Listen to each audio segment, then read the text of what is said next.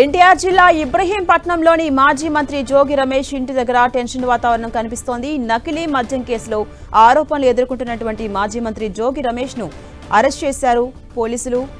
ఇప్పటికే ఆయన ఇంటికి వెళ్లినటువంటి సిట్ అధికారులు పోలీసులు ఆయన అదుపులోకి తీసుకున్నారు. మాజీ మంత్రి జోగి రమేష్ ఇంటితో పాటు ఆయన సోదరుడు జోగి రామును కూడా అదుపులోకి తీసుకున్నారు సిట్ అధికారులు. దీంతో ఆ ప్రాంతంలో టెన్షన్ వాతావరణం కనిపిస్తోంది. కల్తీ మద్యం కేసులో ప్రధాన నిందితుడు జనార్దన్ ఇచ్చిన స్టేట్మెంట్ ఆధారంగా జోగి రమేష్ కు నోటీసులు ఇచ్చారు సిట్ అధికారులు. ఆయన్ను అదుపులో కూడా తీసుకున్నారు. మరి కాసేపట్లో ఆయన్ను జడ్జి ముందు హాజరుపరిచే అవకాశం కూడా కనిపిస్తోంది. అటు మాజీ మంత్రి జోగి రమేష్ ఇంటికి సిట్ అధికారులు పోలీసులు రావడంతో వైసీపీ నేతలు కార్యకర్తలు ఆయన అభిమానులు భారీ సంఖ్యలో ఆయన నివాసం వద్దకు చేరుకున్నారు. అక్కడికి చేరుకుని నిరసన వ్యక్తం చేస్తూ ఉన్నారు. ఇది చట్ట వ్యతిరేకంగా అరెస్ట్ చేసినట్టుగా వారు అభివర్ణిస్తూ నిరసన వ్యక్తం చేస్తున్నారు.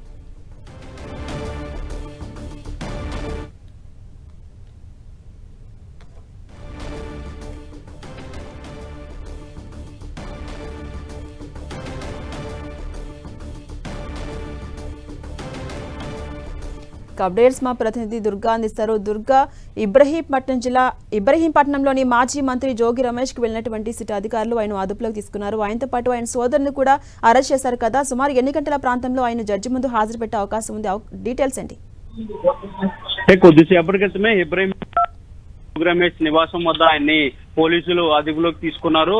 ఎవరైతే ఎక్సైజ్ పోలీసులు ఇన్వెస్టిగేషన్ చేస్తున్నారో ఎక్సైజ్ సూపరింటెండెంట్ శివరాం పేరుతో నోటీసులు ఇవ్వడం అరెస్ట్ చేసి ఇక్కడి నుంచి తరలించడం జరిగింది. అయితే ప్రస్తుతం భవానీపురం ఎక్సైజ్ పోలీస్ స్టేషన్ కి జోగి రమేష్ ని తరలించబోతున్నారు. అక్కడ ప్రొసీడింగ్స్ పూర్తి చేసిన తర్వాత అక్కడి నుంచి నేరుగా సిటీ కార్యాలయానికి జోగి రమేష్ ని తీసుకెళ్లబోతున్నారు. అయితే సిటీ కార్యాలయం విచారించబోతున్నట్టుగా మనకి సమాచారం అందుతుంది. ఏదైతే ఈ కేసుకు సంబంధించి ఏవైతే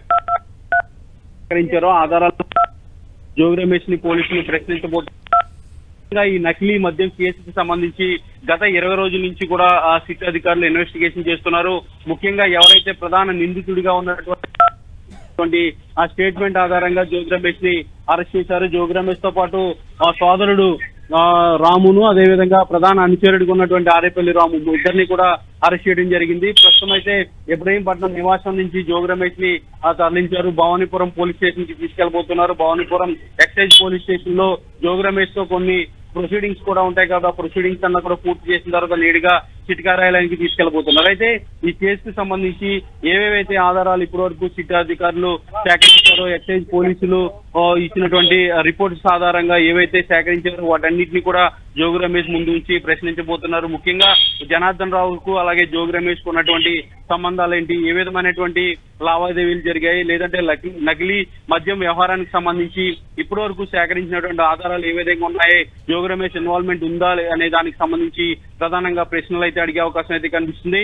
ముఖ్యంగా జనార్దన్ రావు ఆల్రెడీ స్టేట్మెంట్ ఇచ్చారు. 2023 నుంచే ఈ నకిలీ మద్యం తయారీ జరుగుతుంది. పూర్తిగా జోగి రమేష్ అండర్లోనే ఈ నకిలీ మద్యం తయారీ అనేది జరుగుతుంది. ప్రధానంగా ఏదైతే ఆఫ్రికా నుంచి తీసుకొచ్చినటువంటి ప్రత్యేక ఎక్విప్మెంట్ తో పాటు ప్రత్యేక కెమికల్స్ తో ఈ నకిలీ మద్యం తయారీ చేస్తూ అమ్మకాలు కొనసాగిస్తున్నామంటూ కూడా ఏదైతే జనార్దన్ రావు ఇచ్చినటువంటి స్టేట్మెంట్ ఆధారంగా పోలీసులు జోగి రమేష్ ని నిందితుడిగా చేర్చడం, వెంటనే అరెస్ట్ కూడా చేయటువంటి పరిస్థితి కనిపిస్తుంది. అయితే ఈ మొత్తం జనార్దన్ రావుతో పాటు ఆయన సోదరుడు కూడా ఇచ్చినటువంటి స్టేట్మెంట్స్, అలాగే గత 4-5 రోజుల నుంచి కూడా జనార్దన్ రావు సోదరులిద్దరిని కూడా కస్టడీకి కూడా తీసుకుని విచారించారు. కస్టడీలో వచ్చినటువంటి ఆధారాలు వీటన్నిటినీ కూడా ఇప్పుడు జోగి రమేష్ ముందు ఉంచబోతున్నారు. జోగి రమేష్ ఏ విధమైనటువంటి ఇన్వాల్వ్మెంట్ ఉందనే దానికి సంబంధించి కూడా ప్రధానంగా అధికారులు ప్రశ్నించబోతున్నారు. దీంతో పాటు మొబైల్ చాటింగ్ సంబంధించి, లేదంటే జోగి రమేష్ నివాసానికి ఎవరైతే జనార్దన్ రావు వచ్చారో జనార్దన్ రావు వచ్చినటువంటి సీసీ ఫుటేజ్లు కానీ గతంలో ఉన్నటువంటి లావాదేవీలు వీటన్నిటినీ కూడా పూర్తి స్థాయిలో విచారణ అయితే చేయబోతున్నారు.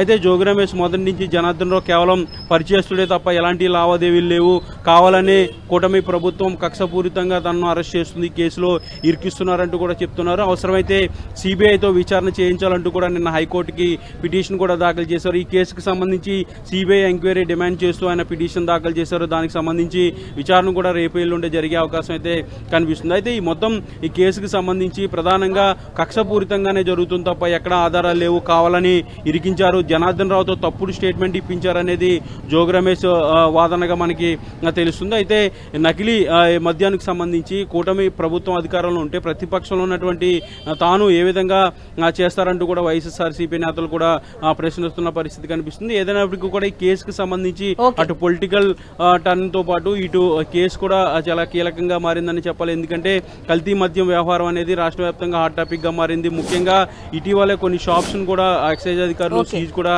చేసినటువంటి నేపథ్యంలో ఈ కేసుకు సంబంధించి కొద్దిసేపటి క్రితమే మాజీ మంత్రి జోగి రమేష్ అరెస్ట్ చేశారు. ఆయన భవానీపురం ఎక్సైజ్ పోలీస్ స్టేషన్ కి తరలించడం జరిగింది. Right, thank you Durga.